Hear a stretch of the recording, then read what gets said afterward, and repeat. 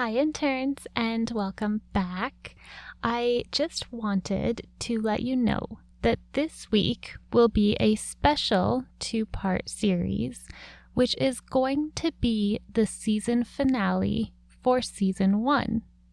I will be taking a little bit of time off after this to work on some new episodes and to take some time for life in general, but keep your eyes on your feed for my announcement of when season 2 will be starting.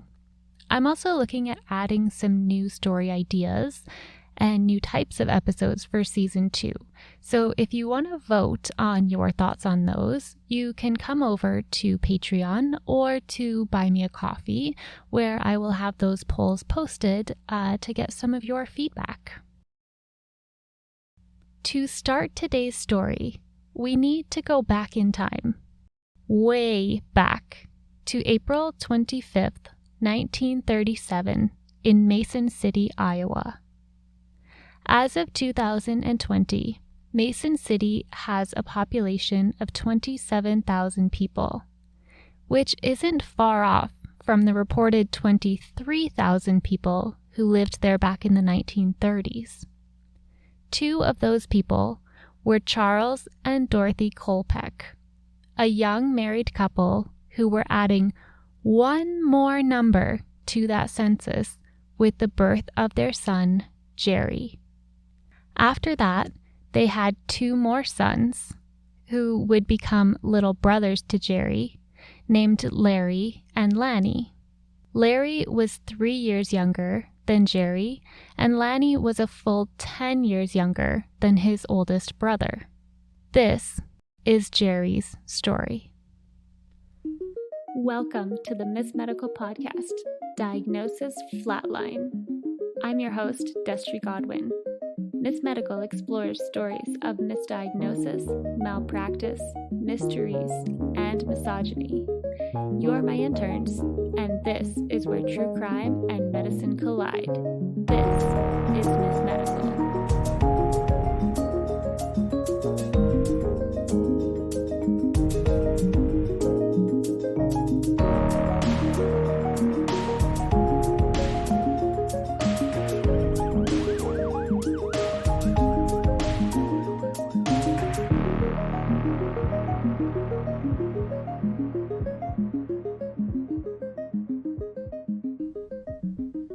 I'm not certain when the family moved out of Mason City, but I know they did by the time Jerry attended high school. He attended and graduated from Silver Lake High School in Silver Lake, Minnesota in 1955 when he was 18 years old. Silver Lake is not all that far from his birthplace of Mason City. I did look this up to get a grasp on the area, and it shows as about 170 miles or a 273-kilometer drive between the two places. However, Silver Lake is exceptionally smaller. The estimated population in 2021 is only 856 residents. And if you can believe it, it was even smaller back in the 50s, with Wikipedia telling me there was about 600 residents at that time. Immediately after graduating, Jerry landed a very respectable job. He started working for the Chicago, Milwaukee, St. Paul, and Pacific Railroad back in his hometown of Mason City as a fireman. Now, I'm not going to lie, the first time I read this, I actually read it as him being a firefighter for the railroad, which I was impressed with, despite being somewhat confused about why a railroad needs its own firefighter.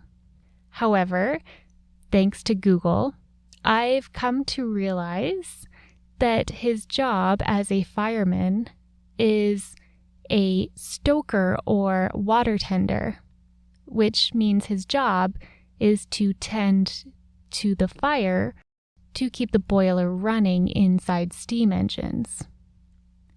You'd think that after me having 3 kids who are all boys and have all been obsessed with steam trains, that I would know this off the top of my head, but I didn't.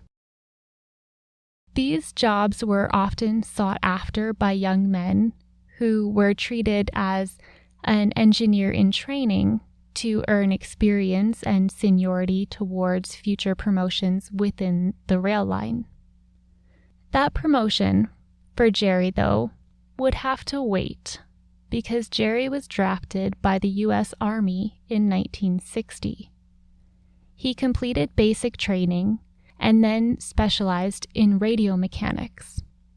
He served for 2 years of active service, stationed in Hawaii, before returning home in 1962. In September of 1963, the following year, that railroad promotion came, and Jerry landed a well-earned position as a locomotive engineer. At this time, he was also still in his 4-year period with the Army, where he was subject to be recalled at any time for active service. If you're quick with mental math, then you'll already know that Jerry is 26 years old at this point. And if you're like me and hate mental math, just trust me when I tell you that Jerry is now 26 years old in our story. While we might currently see 26-year-olds as young and still finding their path in life, in Jerry's time, he was reaching the age where he really should marry, settle down, and have a family. And so, the following year, on September 5th of 1964, he did just that. He married Betty Jean Brink, and together they had a daughter, Christy, born October 15th, 1965, followed by their son, Douglas, born on May 19th, 1967. And nestled in between the birth of the 2 kids, Jerry was honorably discharged from the Army in 1966. While the young family of 4 did briefly live in Mitchell, South Dakota, they soon returned to Mason City, Iowa, and stayed there for many years. I don't have a lot of details about Jerry's life for the next several years, but I do know that his marriage with Betty ended at some point. I spent a long time deep diving on what happened to Betty, and while I can't confidently corroborate the following information, I did learn that Betty had been born in 1944, making her only 20 years old when she married Jerry. Their 2 children, Christy and Douglas, were born in 1965 and 1967 respectively, making Betty only 21 and 23 at the time of their births. I did find a source that stated Betty went on to remarry a man by the name of Dwayne Pringnitz on June 28, 1980, and gave birth to another daughter, Sarah Lynn, in 1981. She would have been 37 years old at that point. As far as I can tell, Betty is still alive and well and semi-active on social media. She's just closing in on her 78th birthday. Now, with the mystery of where's Betty out of the way, let's return to Jerry's story. Jerry also remarried, ironically, the day his first wife gave birth to her youngest daughter. Jerry married Jo Janet Slade on June 27, 1981. He would have only been 44 at the time of their marriage, which seems weird to me because I feel like there should be more years between the 30s and the 80s, but the math adds up somehow. Jerry and Jo lived briefly in Clear Lake, Iowa. I'm not sure for how long, but they ended up moving right back to Mason City, Jerry's birthplace. In 1986, Jerry took a position as the general chairman of the Milwaukee Road Sioux Line Railroad, and his new bride, Jo, was the secretary there until they both retired in 1999. In all, Jerry had worked for the railroad and the railroad union for 44 years. Amazingly, Jerry's younger brother, Larry, worked alongside him for 40 of those years. After Jerry and Jo retired, they moved from Mason City to Bella Vista, Arkansas. They had purchased a home situated on a golf course, and they spent most of their winter out golfing, as it should be in retirement. In the summers, they would spend time at their lake home in Cross Lake, Minnesota, where you'd find them boating, fishing, and spending time with Jerry's family. Something that came up often in this case was Jerry and Jo's love of football. They were avid Minnesota Gopher fans and attended virtually every home game until 2014, when they moved permanently to Clear Lake, Iowa, to be closer to family when Jo was diagnosed with Alzheimer's. Jo's medical concerns and the ultimate Alzheimer's diagnosis weren't the couple's first run-in with medical concerns, though. Since Jerry was a respected veteran, he qualified to receive medical care through the VHSO, which stands for the Veterans Health Care System of the Ozarks, provided through Veteran Affairs. Thanks to that medical care, on January 30th of 2012, Jerry had a biopsy done. Well, 6 tissue samples were taken, to be exact, from a growth in his prostate. Those samples were sent off to be analyzed by the pathology department at the VA hospital in Fayetteville. To the relief of everyone, Jerry didn't have to wait long to hear back. The following day, he was told that the samples had been examined and showed no signs of malignancy. It was benign tissue and he had nothing to be worried about. Jerry and Jo continued to live their life, enjoying boating and golfing, spending time with Jerry's children and grandchildren, and making what memories they could as they were aging and were painfully aware of Jo's Alzheimer's. Even Jerry was starting to feel the effects of aging.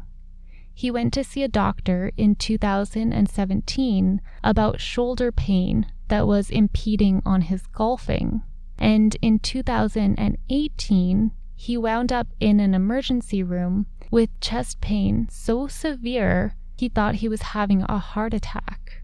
With his own health seeming to be catching up with him, in early 2018, Jerry made the very difficult decision to arrange for his wife of over 40 years, Jo, to be moved into an assisted living facility. While it wasn't a choice he wanted to make, he had to accept that her medical needs were becoming too difficult for him to manage on his own while his own health was slowly deteriorating. But he would soon learn the truth and the depth of his medical problems.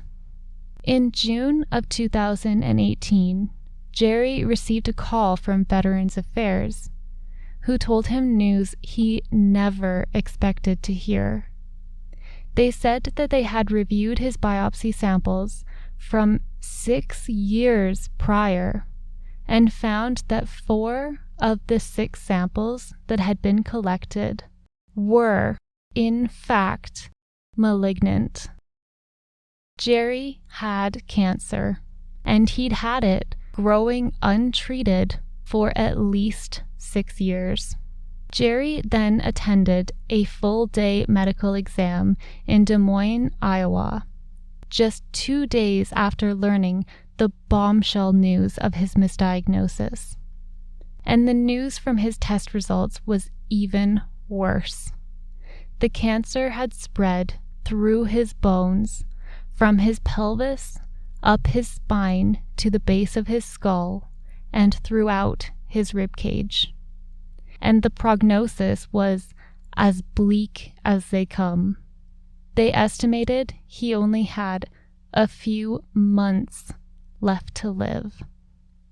Suddenly, Jerry's previous symptoms and current persistent pain made sense.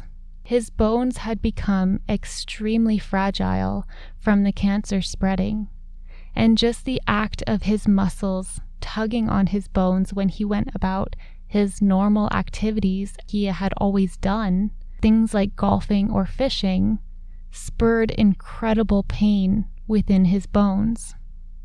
The cancer had begun in his prostate all those years prior, which is a fairly common type of cancer.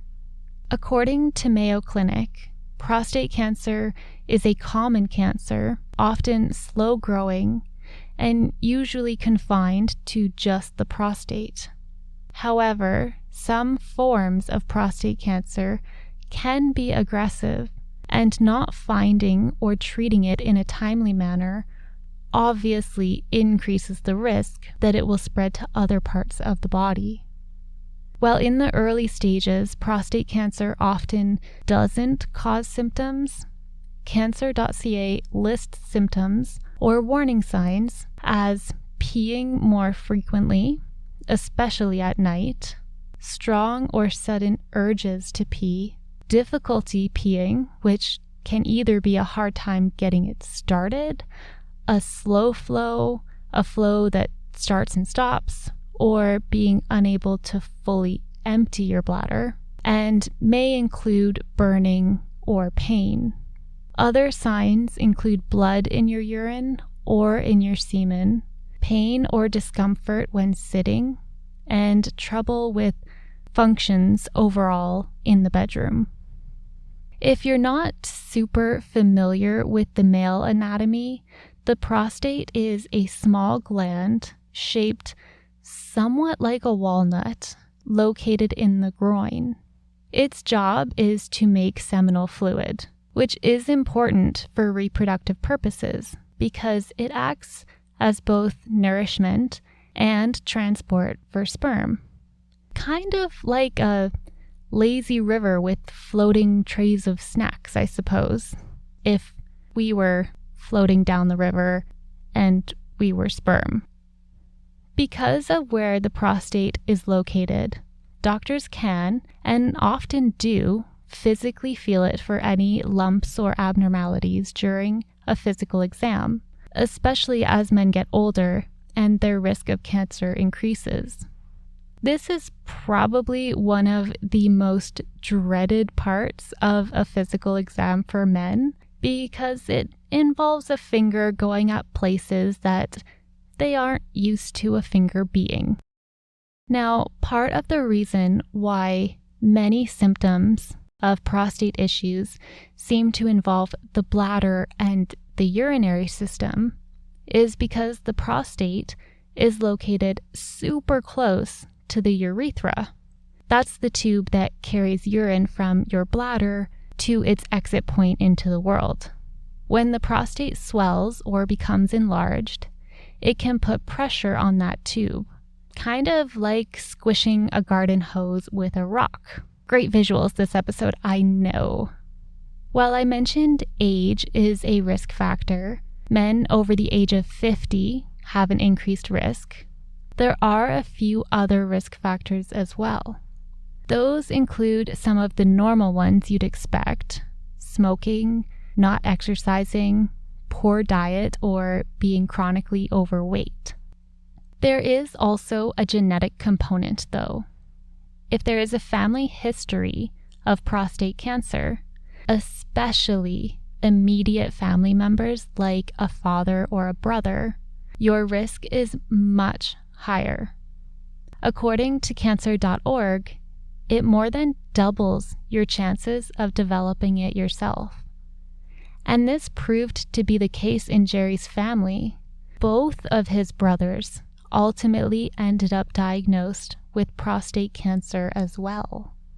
Speaking of family, Jerry was incredibly close with his family, which I will admit I made some assumptions before I read his story that were a bit inaccurate.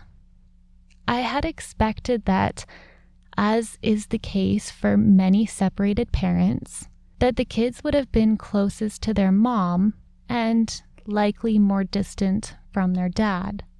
But it seems that wasn't the case at all. Jerry really prioritized his family and saw his children and grandchildren regularly. He was involved in their lives, and all of the extended family saw each other often. Jerry's kids, Doug and Christy, both lived quite close to him and really stepped up to provide more support to Jerry following his diagnosis. This wasn't an easy pill for Jerry to swallow, though. He had always been the stable elder male in the family who wasn't used to needing to be cared for. He was usually the one rallying everyone together for a football game or doing handyman jobs around his daughter's house. It seemed like in the blink of an eye, he had gone from a strong, independent father and grandfather to an ailing man in need of his children's support. He went so far as to express that he was worried he would become a burden to his family. I think it speaks to the kind of man Jerry was. Even facing a terminal cancer diagnosis, his worry was on how it would affect those around him. He felt distressed at not being able to visit Jo as much at her care facility and worried about his kids taking time away from work to care for him. Jerry took the advice of his doctors and followed any guidelines they gave him to attempt to prolong his life, even the extreme advice of no longer being able to lift anything greater than 4 pounds and not leaving his home beyond what was necessary. As his condition progressed, the pain grew worse.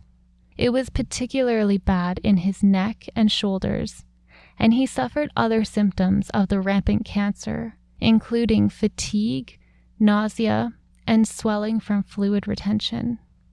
Jerry was put on pain medications to help, but it didn't come without a cost. He would no longer be permitted to drive a vehicle. Effectively, Jerry went from being a lively, active retiree to a housebound, terminal cancer patient in chronic pain. Jerry continued to fight the cancer, refusing to give in despite the pain and grief it caused him. In the court documents I found, it was reported that he did rebound health-wise to some extent in 2019 after receiving palliative treatment. He had gained some weight back and looked generally healthier. And it was around this time, in April of 2019, that Jerry and Jo returned to the original church where they had been married all those years before and renewed their wedding vows. I really think that despite all Jerry and Jo had been through, Jerry's terminal diagnosis and Jo with progressive Alzheimer's, I think it's such a beautiful silver lining of the story that they got to share that moment together and celebrate their love. And sadly, it would be the last celebration they would have. Jo passed away on May 14th, 2019, less than a month after the vow renewal. She was 82 years old. Jerry's health rebound was short-lived, and he began deteriorating again throughout 2020. He suffered extreme pain throughout his body, at one point ranking his pain on a scale of 1 to 10 at 30, and suffered a fall that broke his wrist. And, of course, a certain global pandemic in 2020 meant Jerry became even more isolated from his entire family. In December of 2020, he was admitted to the hospital so he could receive more attentive medical care. But because of COVID restrictions, Jerry's family wasn't able to visit him, and he had to spend Christmas alone. He did briefly have a video call with his family, but if you've ever tried to use technology in a hospital, it leaves something to be desired and rarely seems to work as intended. Just after his lonely Christmas, he was transferred to a hospice where he hoped he might be able to see his family, but he never had the chance. Jerry passed away on December 31st, 2020, at 83 years old.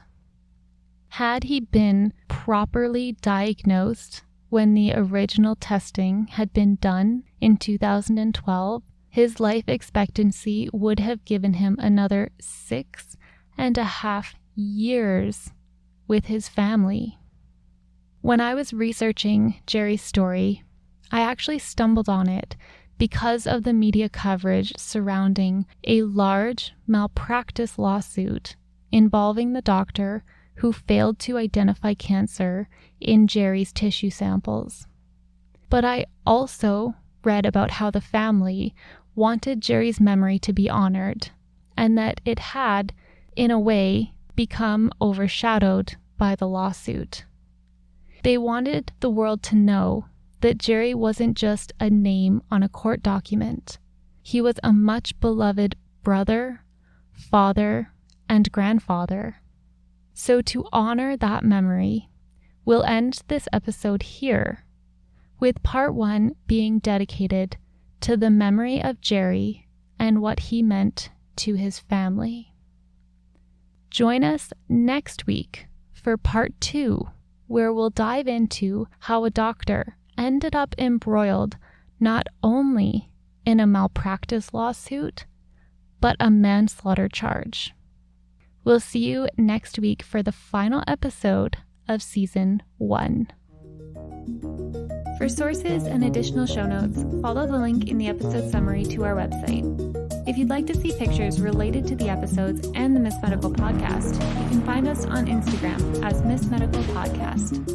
If you love Miss Medical and want to support the show, find us on Patreon, where you can officially join the intern team. All episodes are written by myself and aim to be as factually accurate as possible. Music is an original composition recorded and produced by Jason Chamberlain. And of course, make sure you follow the podcast on your chosen platform so you never miss an episode.